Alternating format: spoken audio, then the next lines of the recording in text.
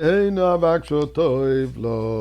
was a prayer for the well-being of all our brethren around the world, particularly in Eretz Yisrael, particularly the soldiers who sacrificed their lives for our protection.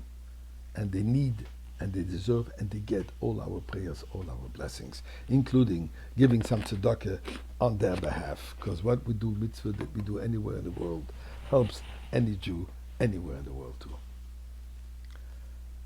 Permit me a personal moment today, in addition to be the birthday, Chav Ches Teves, the 28th day of Teves, the birthday of Mother of Royalty, the Rebbe Tzimchane, the Rebbe's mother. But personal, it is the yahrzeit of my late grandmother, as we lovingly called Baba. Baba was a Holocaust survivor, has seen unimaginable tragedies throughout the entire Holocaust. Miraculously survived. And she stayed. A firm commitment to Yiddishkeit, to godliness, to religion, to raising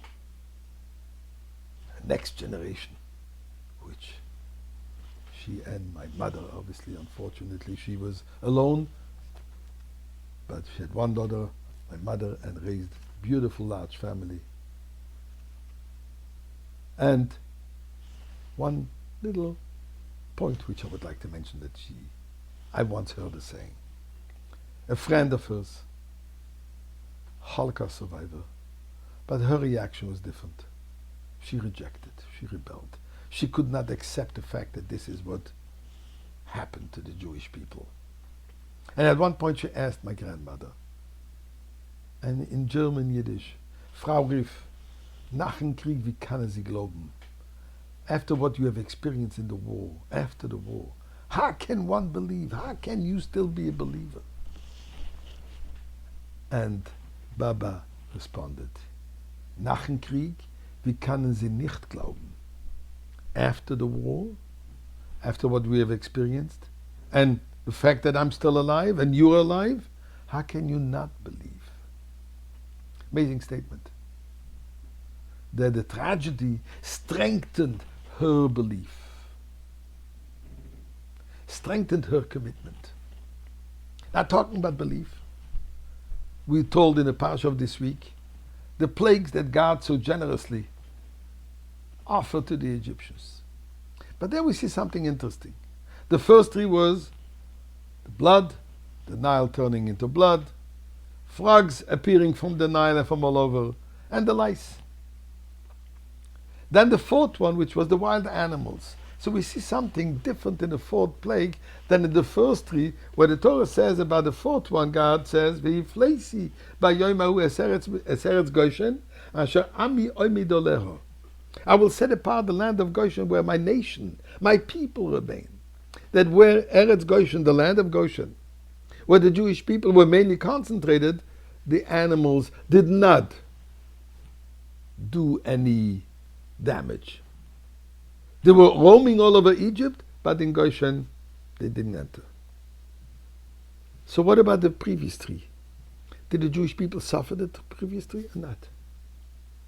Rashi, classic commentator, and he says that indeed the first three plagues, it did affect even the Jewish people too.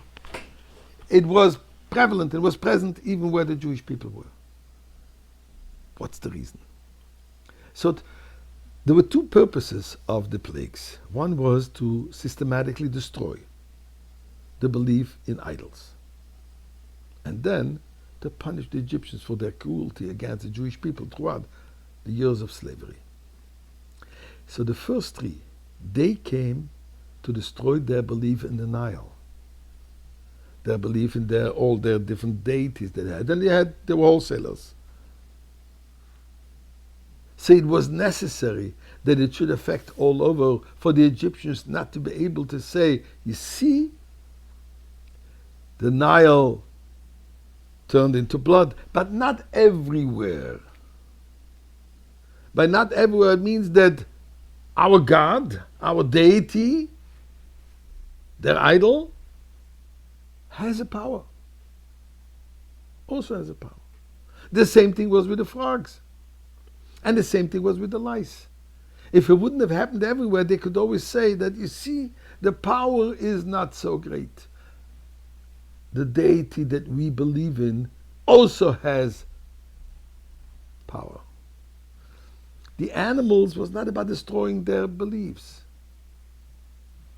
They didn't believe in the wild animals. They believed in the sheep, but not in the wild animals. The Nile was for their deity, and therefore it was necessary. This was just simply to punish them. Says God, there's no need to punish the Jewish people. They don't deserve punishment. They deserve reward. They deserve reward that is still sticking with me, and they're ready to go out of Egypt and ready to receive my Torah. They don't deserve punishment. I'd like to say to God, we don't deserve punishment.